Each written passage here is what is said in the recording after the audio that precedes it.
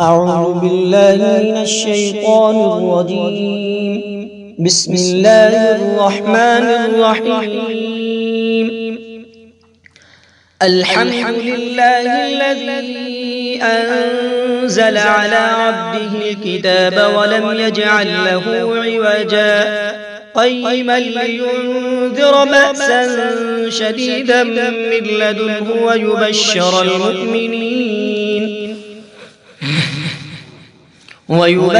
المؤمنين الذين يعملون الصالحات أن لهم أجرا حسنا ماكثين فيه أبدا وينذر الذين قالوا اتخذ الله ولدا ما لهم به من علم ولا لآبائهم كبرت كلمة تخرج من أفواههم إن يقولون إلا كذبا فلعلك باخع نفسك على آثارهم إن لم يؤمنوا بهذا الحديث أسفا إنا جعلنا ما على الأرض زينة لها لنبلوهم أيهم أحسن عملا وإنا لجاعلون ما عليها صعيدا جرزا أم حسبت أن أصحاب الكهف والرقيم كانوا من آياتنا عجبا إذ أوى الفتية إلى الكهف فقالوا ربنا آتنا من لدنك رحمة وهيئ لنا من أمرنا رشدا فضربنا على آذانهم في الكهف سنين عددا ثم بعثناهم لنعلم أي الحزبين أحصى لما لبثوا أمدا نحن نقص عليك نبأهم بالحق إنهم فتية آمنوا بربهم وزدناهم هدى وربطنا على قلوبهم إذ قاموا فقالوا ربنا رب السماوات والأرض لن ندعو من دونه إلها لقد قلنا إذا شططا هؤلاء قوم اتخذوا من دونه آلهة لولا يأتون عليهم بسلطان بين فمن أظلم ممن افترى على الله كذبا وإذ اعتزلتموهم وما يعبدون إلا الله فأووا إلى الكهف ينشر لكم ربكم من رحمته ويهيئ لكم من أمركم مرفقا وترى الشمس إذا طلعت تزاور عن كهفهم ذات اليمين وإذا غربت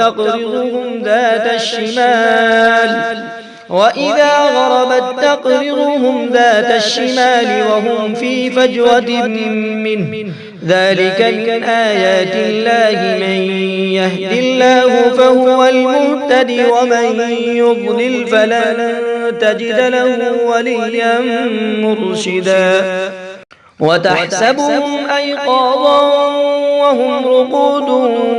ونقلبهم ذات اليمين وذات الشمال وكلبهم باسط ذراعيه بالوصيد لو اطلعت عليهم لوليت منهم فرارا ولملئت منهم رعبا وكذلك بعثناهم ليتساءلوا بينهم قال قائل منهم كم لبثتم قالوا لبثنا يوما أو بعض يوم قالوا ربكم أعلم بما لبثتم فابعثوا أحدكم بورقكم هذه إلى المدينة فلينظر فلينظر هذه إلى المدينة فلينظر أيها أزكى طعاما فليأتكم برزق منه وليتلطف ولا يشعرن بكم أحدا إنهم إن يظهروا عليكم يرجموكم أو يعيدوكم في ملتهم ولن تفلحوا إذا أبدا وكذلك أعثرنا عليهم ليعلموا أن وعد الله حق وأن الساعة لا ريب فيها إذ يتنازعون بينهم أمرهم فقالوا ابنوا عليهم بنيانا ربهم أعلم بهم قال الذين غلبوا على أمرهم لنتخذن عليهم مسجدا سيقولون ثلاثة رابعهم كلبهم ويقولون خمسة سادسهم كلبهم رجما بالغيب ويقولون سبعة وثامنهم كلبهم قل ربي أعلم بعدتهم ما يعلمهم إلا قليل فلا تمار فيهم إلا مراء ظاهرا ولا تستفت فيهم منهم أحدا ولا تقولن لشيء إني فاعل ذلك غدا إلا أن يشاء الله واذكر ربك إذا نسيت وقل عسى أن يهديني ربي لأقرب من هذا رشدا ولبثوا في كهفهم 300 سنين وازدادوا 9 قل الله أعلم بما لبثوا له غيب السماوات والأرض أبصر به وأسمع ما لهم من دونه من ولي ولا يشرك في حكمه أحدا واتل ما أوحي إليك من كتاب ربك لا مبدل لكلماته ولن تجد من دونه ملتحدا واصبر نفسك مع الذين يدعون ربهم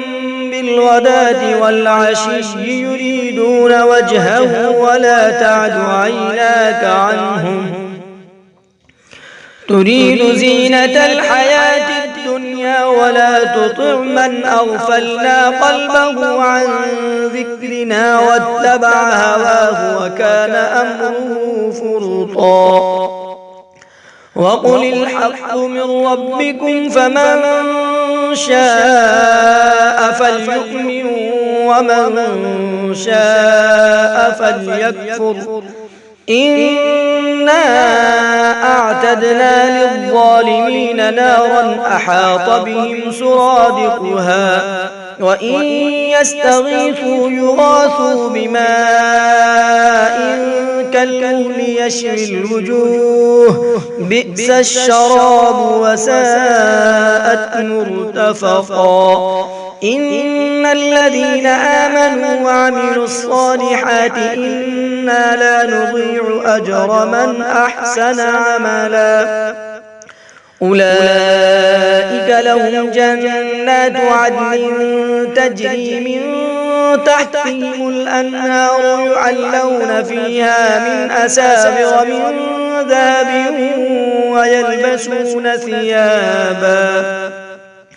ويلبسون ثيابا خضرا من سندس وإستبرق متكئين فيها على الأرائك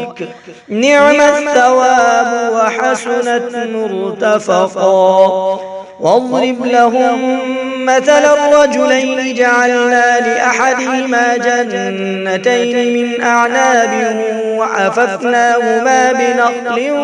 وجعلنا بينهما زرعا كلتا الجنتين آتت أكلها ولم تظلم منه شيئا وفجرنا خلالهما نهرا وكان له ثمر فقال لصاحبه وهو يحاوره أنا أكثر منك مالا وأعز نفرا ودخل جنته وهو ظالم لنفسه قال ما أظن أن تبيد هذه أبدا وما أظن الساعة قائمة ولئن رددت إلى ربي لأجدن خيرا منها منقلبا قال له صاحبه وهو يحاوره أكفرت بالذي خلقك من تراب ثم من نطفة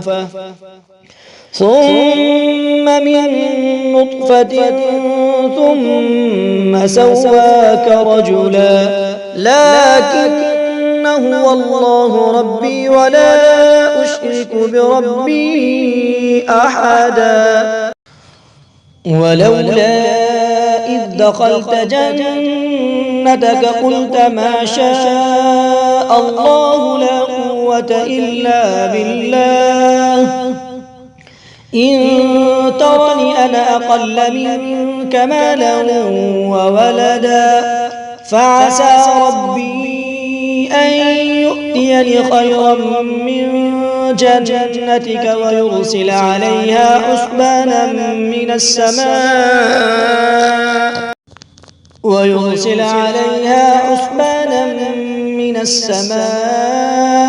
فتصبح صعيدا زلقا فعسى ربي أن يؤتيني خيرا من جنتك ويرسل عليها حسبانا من السماء فتصبح صعيدا زلقا أو يصبح ماؤها غورا فلن تستطيع له طلبا وأحيط بثمره فأصبح يقلب كفيه على ما أنفق فيها وهي خاوية على عروشها ويقول يا ليتني لم أشرك بربي أحدا ولم تكن له فئة ينصرونه من دون الله وما كان منتصرا هنالك الولاية لله الحق هو خير ثوابا وخير عقبا واضرب لهم مثل الحياة الدنيا كماء إن أنزلناه من السماء فاختلط به نبات الأرض فأصبح هشيما تذروه الرياح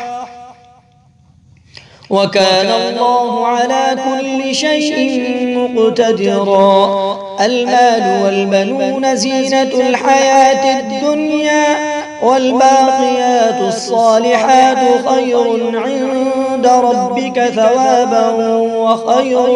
أملا ويوم نسير الجبال وترى الأرض بارزة وحشرناهم فلم نغادر منهم أحدا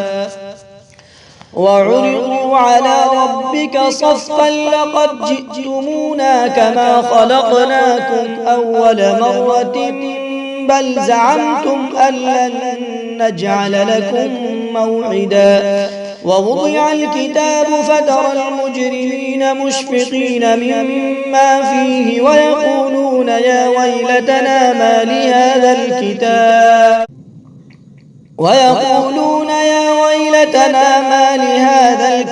لا يغادر صغيرة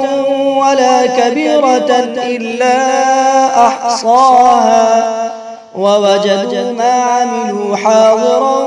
ولا يظلم ربك أحدا وإذ قلنا للملائكة اسجدوا لآدم فسجدوا إلا إبليس كان من الجن ففسق عن أمر ربه أفتتخذونه وذريته أولياء من دوني وهم لكم عدو بئس للظالمين بدلا ما أشهدتهم خلق السماوات والأرض ولا خلق أنفسهم وما كنت متخذ المضلين عضدا ويوم يقول نادوا شركائي الذين زعمتم فدعوهم فلم يستجيبوا لهم وجعلنا بينهم موبقا ورأى المجرمون النار فظنوا أنهم مواقعوها ولم يجدوا عنها مصرفا ولقد صرفنا في هذا القرآن للناس من كل مثل وكان الإنسان أكثر شيء جدلا وما منع الناس أن يؤمنوا إذ جاءهم الهدى ويستغفروا ربهم إلا أن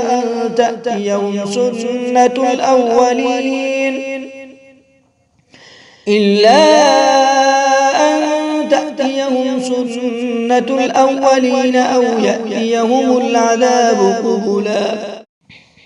وما نرسل المرسلين إلا مبشرين ومنذرين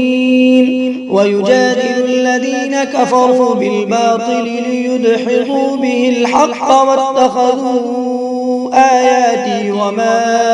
أنذروا هزوا ومن أظلم ممن ذكر بآيات ربه فأعرض عنها ونسي ما قدمت يداه إنا جعلنا على قلوبهم أكنة أن يفقهوه وفي آذانهم وقرا وإن تدعوهم إلى الهدى فلن يهتدوا إذا أبدا وربك الغفور ذو الرحمة لو يؤاخذهم بما كسبوا لعجل لهم العذاب بل لهم موعد لن يجدوا من دونه موئلا وتلك القرى أهلكناهم لما ظلموا وجعلنا لمهلكهم موعدا وإذ قال موسى لفتاه لا أبرح حتى أبلغ مجمع البحرين أو أمضي حقبا فلما بلغا مجمع بينهما نسيا حوتهما فاتخذ سبيله في البحر سربا فلما جاوزا قال لفتاه آتنا غداءنا لقد لقينا من سفرنا هذا نصبا قال أرأيت إذ أوينا إلى الصخرة فإني نسيت الحوت وما أنسانيه إلا الشيطان أن أذكره واتخذ سبيله في البحر عجبا قال ذلك ما كنا نبغي فارتدا على آثارهما علينا قصصا فوجد عبدا من عبادنا آتيناه رحمة من عندنا وعلمناه من لدنا علما قال له موسى هل أتبعك على أن تعلمني مما علمت رشدا قال إنك لن تستطيع معي صبرا وكيف تصبر على ما لم تحط به خبرا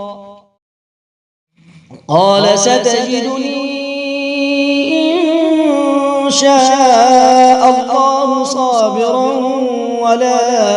أعصي لك أمرا قال فإن اتبعتني فلا تسألني عن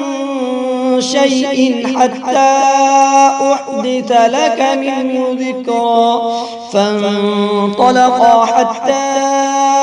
إذا ركبا في السفينة خرقها قال أخرقتها لتغرق أهلها لقد جئت شيئا إمرا قال ألم أقل إنك لن تستطيع معي صبرا قال لا تؤاخذني بما نسيت ولا ترهقني من أمري يسرا فانطلقا حتى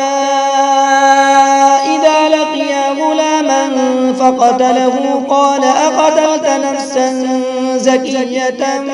بغير نفس لقد جئت شيئا نكرا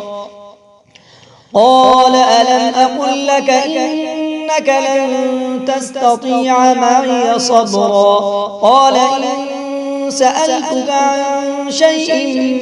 بعدها فلا تصاحبني قد بلغت من لدني عذرا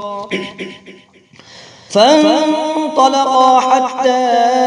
إذا أتيا أهل قرية استطعما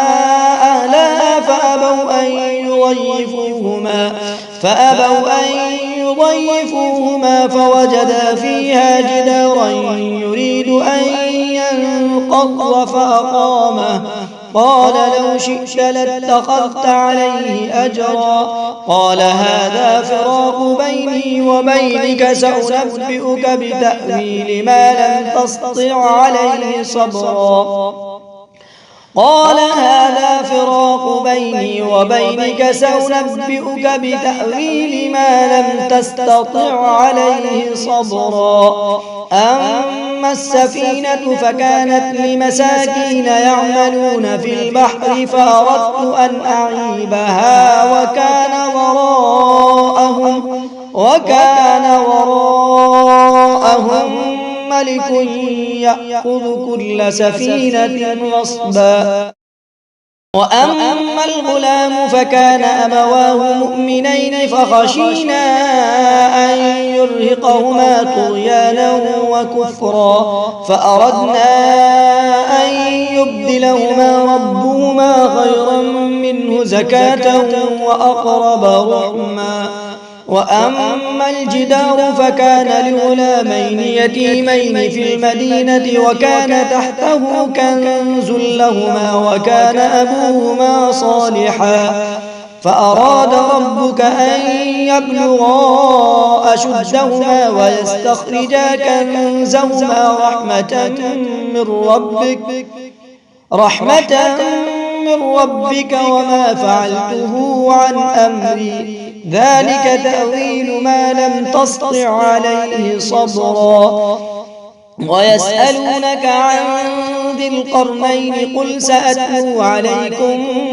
منه ذكرا إنا مكنا له في الأرض وآتيناه من كل شيء سببا فأتبع سببا حتى إذا بلغ مغرب الشمس وجدها تغرب في عين حمئة ووجد عندها قوما قلنا يا ذا القرنين إما أن تعذب وإما أن تتخذ فيهم حسنا قال من ظلم فسوف نعذبه ثم يرد إلى ربه فيعذبه عذابا نكرا وأما من آمن وعمل صالحا فله جزاء الحسنى وسنقول له من أمرنا يسرا ثم أتبع سببا حتى إذا بلغ مطلع الشمس وجدها تطلع على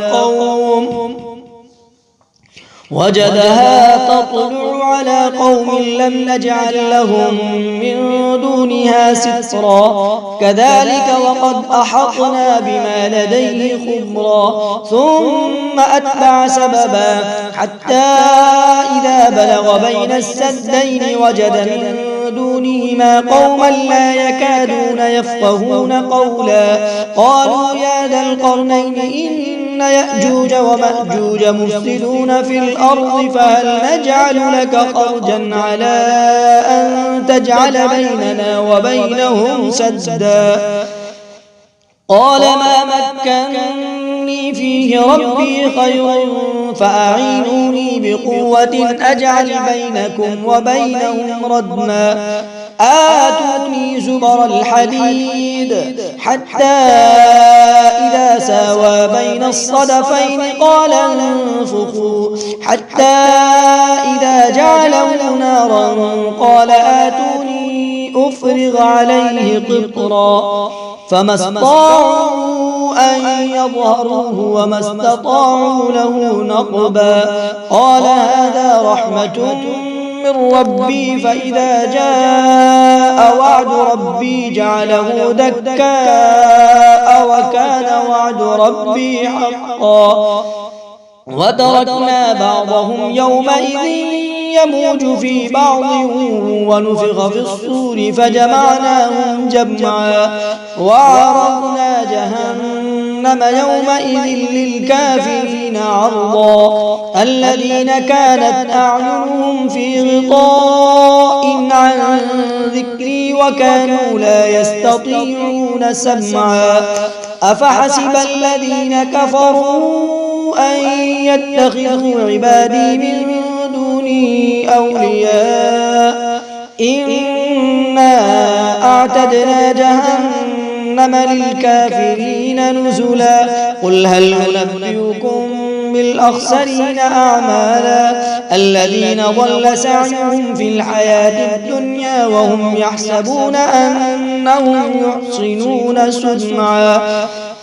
أولئك الذين كفروا بآيات ربهم ولقائه فحبطت أعمالهم فلا نقيم لهم يوم القيامة وزنا ذلك جزاؤهم جهنم بما كفروا واتخذوا آياتي ورسلي هزوا إن الذين آمنوا وعملوا الصالحات كانت لهم جنات الفردوس نزلا خالدين فيها لا يبغون عنها حولا قل لو كان البحر مدادا لكلمات ربي لنفد البحر قبل أن تنفد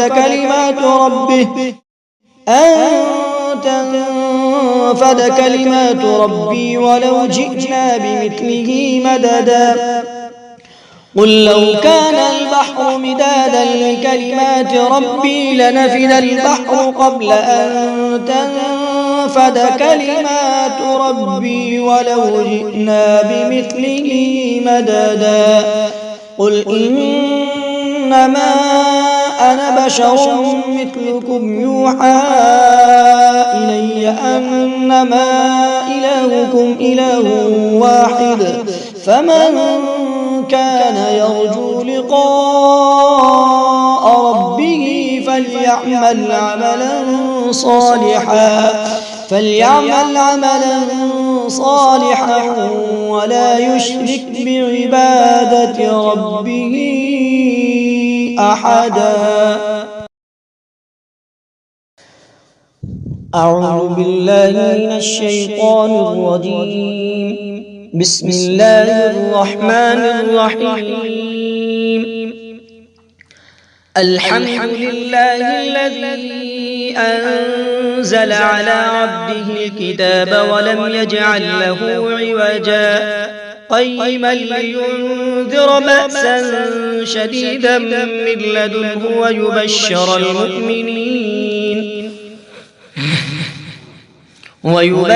المؤمنين الذين يعملون الصالحات أن لهم أجرا حسنا ماكثين فيه أبدا وينذر الذين قالوا اتخذ الله ولدا ما لهم به من علم ولا لآبائهم كبرت كلمة تخرج من أفواههم إن يقولون إلا كذبا فلعلك باخع نفسك على آثارهم إن لم يؤمنوا بهذا الحديث أسفا إنا جعلنا ما على الأرض زينة لها لنبلوهم أيهم أحسن عملا وإنا لجاعلون ما عليها صعيدا جرزا أم حسبت أن أصحاب الكهف والرقيم كانوا من آياتنا عجبا إذ أوى الفتية إلى الكهف فقالوا ربنا آتنا من لدنك رحمة وهيئ لنا من أمرنا رشدا فضربنا على آذانهم في الكهف سنين عددا ثم بعثناهم لنعلم أي الحزبين أحصى لما لبثوا أمدا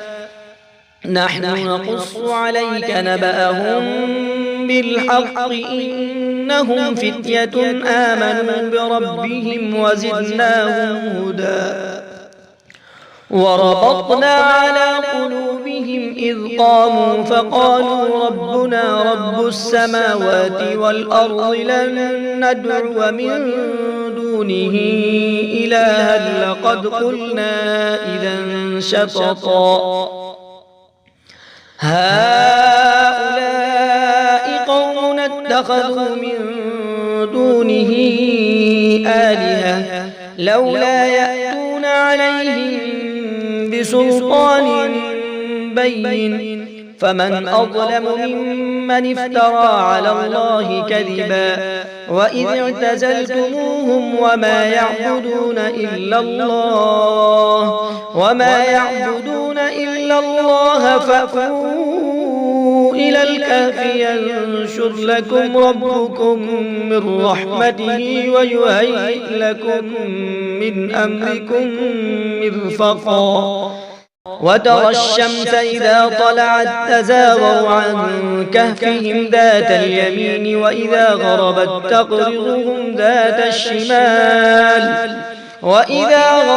تقرضهم ذات الشمال وهم في فجوة منه ذلك من آيات الله من يهد الله فهو المهتدي ومن يضلل فلن تجد له وليا مرشدا وتحسبهم أيقاظا وهم رقود ونقلبهم ذات اليمين وذات الشمال وكلبهم باسط ذراعيه بالوصيد لو اطلعت عليهم لوليت منهم فرارا ولملئت منهم رعبا وكذلك بعثناهم ليتساءلوا بينهم قال قائل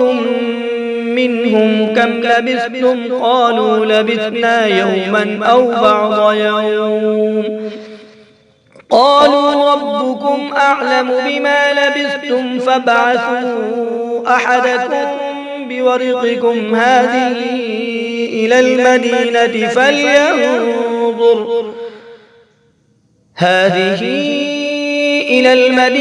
فلينظر أيها أزكى طعاما فليأتكم برزق منه وليتلطف ولا يشعرن بكم أحدا إنهم إن يظهروا عليكم يرجموكم أو يعيدوكم في ملتهم ولن تفلحوا إذا أبدا وكذلك أعثرنا عليهم ليعلموا أن وعد الله حق وأن الساعة لا ريب فيها إذ يتنازعون بينهم أمرهم فقالوا ابنوا عليهم بنيانا ربهم أعلم بهم قال الذين غلبوا على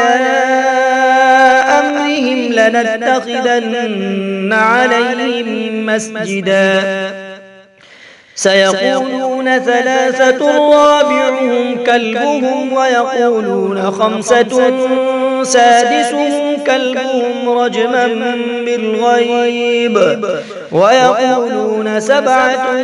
وثامنهم كلبهم قل ربي أعلم بعدتهم ما يعلمهم إلا قليل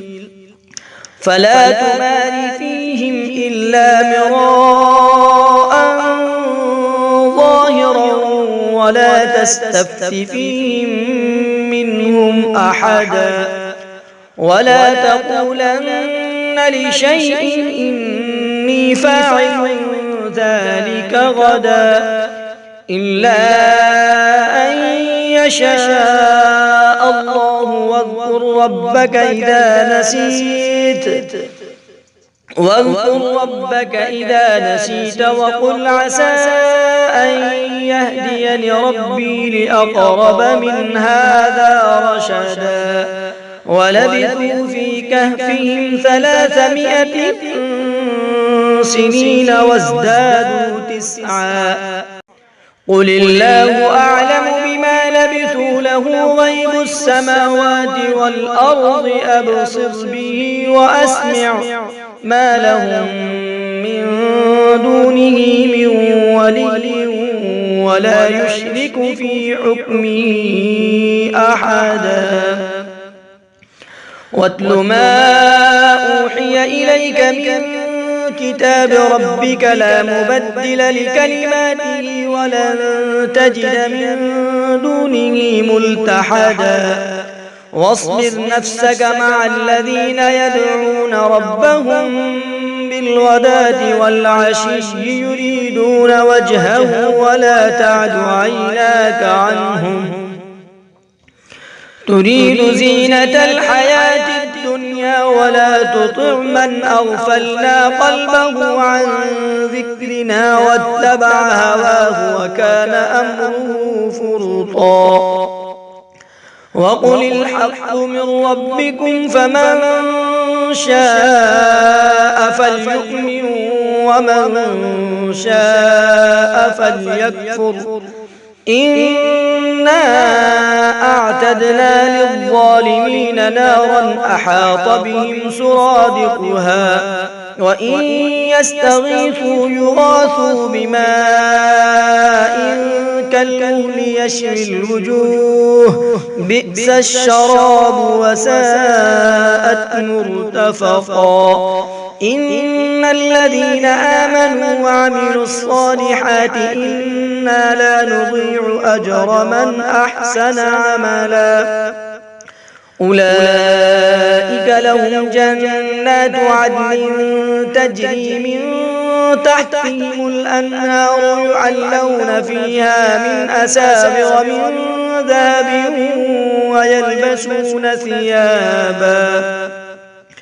ويلبسون ثيابا خضرا من سندس واستبرق متكئين فيها على الأرائك نعم الثواب وحسنت مرتفقا واضرب لهم مثل الرجلين جعلنا لأحدهما جنتين من أعناب وحففناهما بنخل وجعلنا بينهما زرعا كلتا الجنتين آتت أكلها ولم تظلم منه شيئا وفجرنا خلالهما نهرا وكان له ثمر فقال لصاحبه وهو يحاوره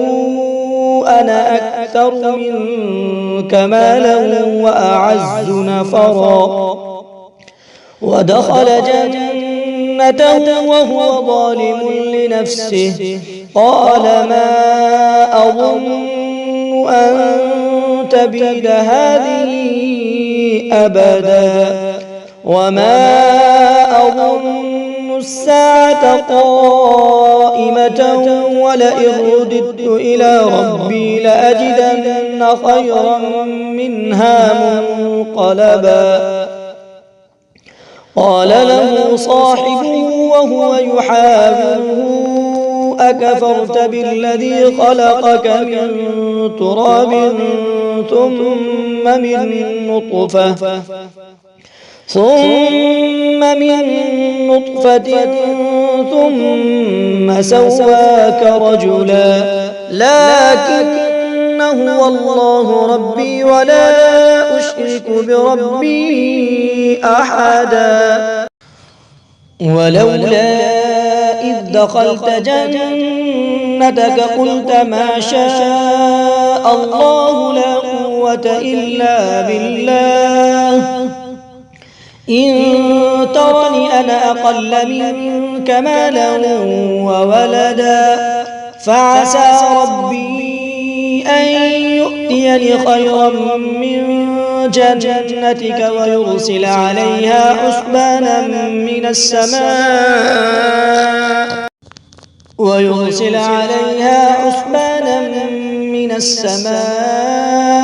فتصبح صعيدا زلقا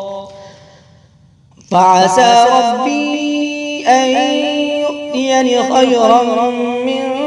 جنتك ويرسل عليها حسبانا من السماء فتصبح صعيدا زلقا أو يصبح ماؤها غورا فلن تستطيع له طلبا وأحيط بثمره فأصبح يقلب كفيه على ما أنفق فيها وهي خاوية على عروشها ويقول يا ليتني لم أشرك بربي أحدا ولم تكن له فئة ينصرونه من دون الله وما كان منتصرا هنالك الولاية لله الحق هو خير ثوابا وخير عقبا واضرب لهم مثل الحياة الدنيا كماء إن أنزلناه من السماء فاختلط به نبات الأرض فأصبح هشيما تذروه الرياح وكان الله على كل شيء مقتدرا المال والبنون زينة الحياة الدنيا والباقيات الصالحات خير عند ربك ثوابا وخير أملا ويوم نسير الجبال وترى الأرض بارزة وحشرناهم فلم نغادر منهم أحدا وعرضوا على ربك صفا لقد جئتمونا كما خلقناكم أول مرة بل زعمتم أن لن نجعل لكم موعدا ووضع الكتاب فترى المجرمين مشفقين مما فيه ويقولون يا ويلتنا ما لهذا الكتاب ويقولون يا ويلتنا ما لهذا الكتاب لا يغادر صغيرة ولا كبيرة إلا أحصاها ووجدوا ما عملوا حاضرا ولا يظلم ربك أحدا. وإذ قلنا للملائكة اسجدوا لآدم فسجدوا إلا إبليس كان من الجن ففسق عن أمر ربه أفتتخذونه وذريته أولياء من دوني وهم لكم عدو بئس للظالمين بدلا. ما أشهدتهم خلق السماوات والأرض ولا خلق أنفسهم وما كنت متخذ المضلين عضدا. ويوم يقول نادوا شركائي الذين زعمتم فدعوهم فلم يستجيبوا لهم وجعلنا بينهم موبقا. ورأى المجرمون النار فظنوا أنهم مواقعوها ولم يجدوا عنها مصرفا. ولقد صرفنا في هذا القرآن للناس من كل مثل وكان الإنسان أكثر شيء جدلا. وما منع الناس أن يؤمنوا إذ جاءهم الهدى ويستغفروا ربهم إلا أن تأتيهم سنة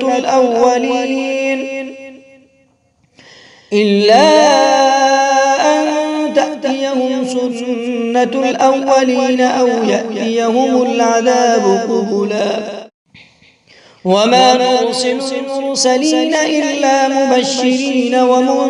ومنذرين ويجادل الذين كفروا بالباطل ليدحضوا به الحق واتخذوا آياتي وما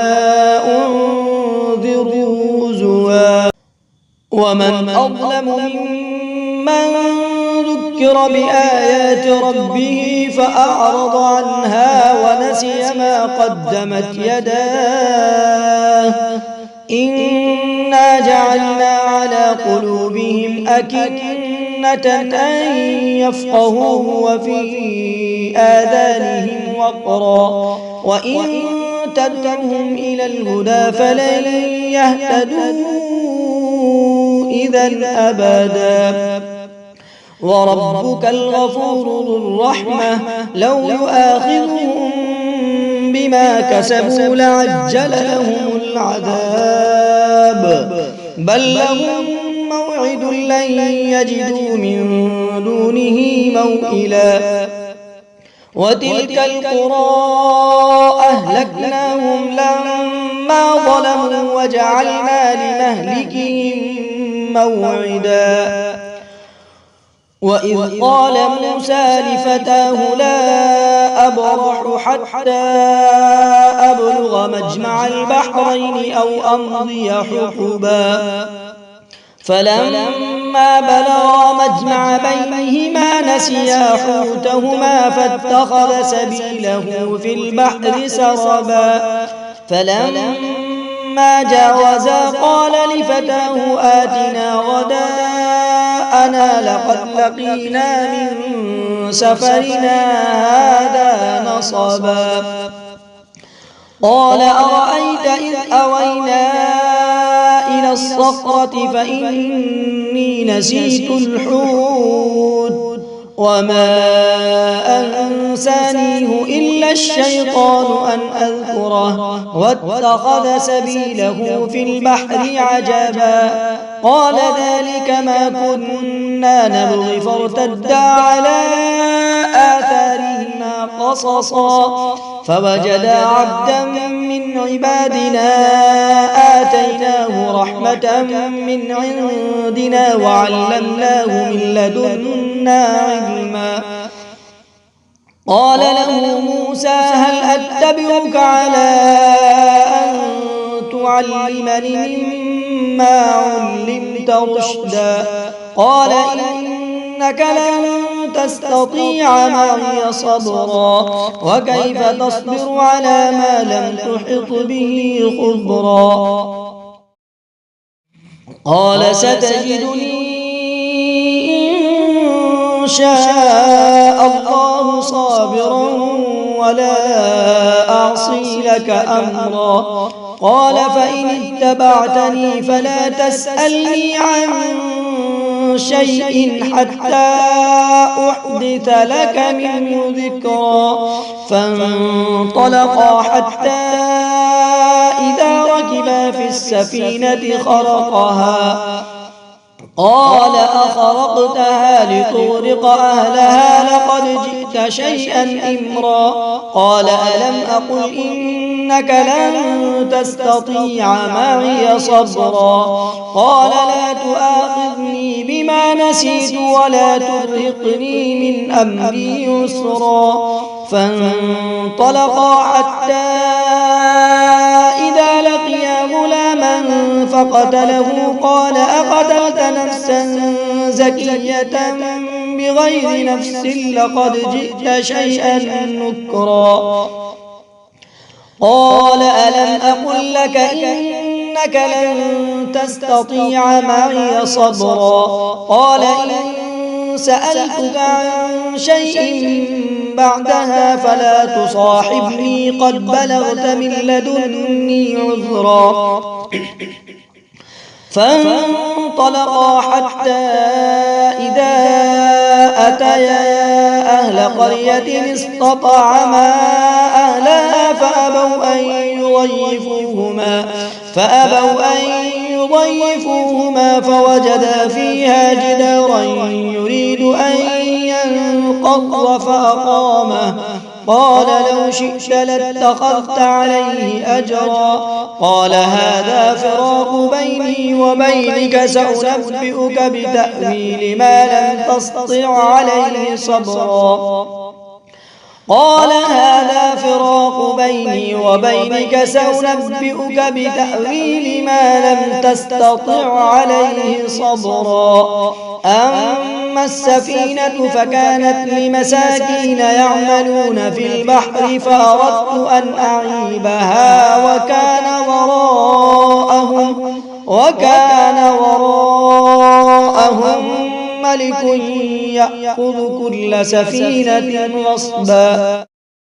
وأما الغلام فكان أبواه مؤمنين فخشينا أن يرهقهما طغيانا وكفرا فأردنا أن يبدلهما ربهما خيرا منه زكاة وأقرب رحما وأما الجدار فكان لغلامين يتيمين في المدينة وكان تحته كنز لهما وكان أبوهما صالحا فأراد ربك أن يبلغا أشدهما ويستخرجا كنزهما رحمة من ربك وما فعلته عن أمري ذلك تأويل ما لم تسطع عليه صبرا ويسألونك عن ذي القرنين قل سأتلو عليكم منه ذكرا إنا مكنا له في الأرض وآتيناه من كل شيء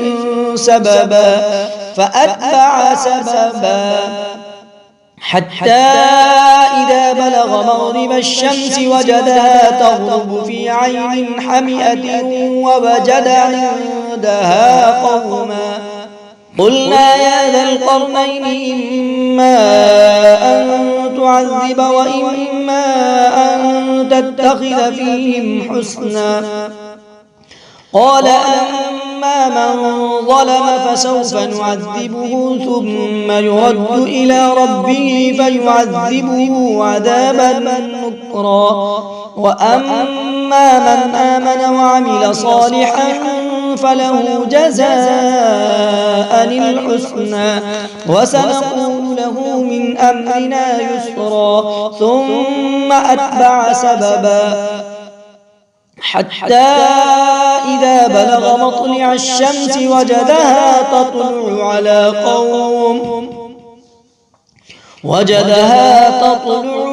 قوم لم نجعل لهم من دونها سترا كذلك وقد أحطنا بما لديه خبرا ثم أتبع سببا حتى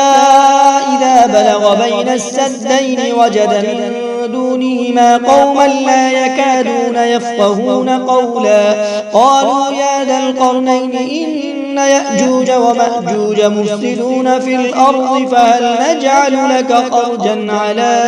أن تجعل بيننا وبينهم سدا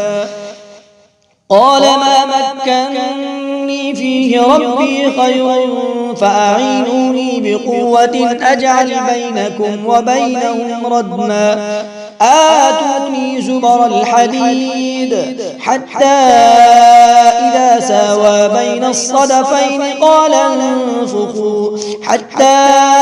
إذا جعله نارا قال آتوني أفرغ عليه قطرا فما استطاعوا أن يظهروه وما استطاعوا له نقبا قال هذا رحمة من ربي فإذا جاء وعد ربي جعله دكاء وكان وعد ربي حقا وتركنا بعضهم يومئذ يموج في بعض ونفخ في الصور فجمعناهم جمعا وعرضنا جهنم يومئذ للكافرين عرضا الذين كانت أعينهم في غطاء عن ذكري وكانوا لا يستطيعون سمعا أفحسب الذين كفروا أن يتخذوا عبادي من دوني أولياء إنا أعتدنا جهنم للكافرين نزلا قل هل ننبئكم بالأخسرين أعمالا الذين ضل سعيهم في الحياة الدنيا وهم يحسبون أنهم يحسنون صنعا أولئك الذين كفروا بآيات ربهم ولقائه فحبطت أعمالهم فلا نقيم لهم يوم القيامة وزنا ذلك جزاؤهم جهنم بما كفروا واتخذوا آياتي ورسلي هزوا إن الذين آمنوا وعملوا الصالحات كانت لهم جنات الفردوس نزلا خالدين فيها لا يبغون عنها حولا قل لو كان البحر مدادا لكلمات ربي لنفد البحر قبل أن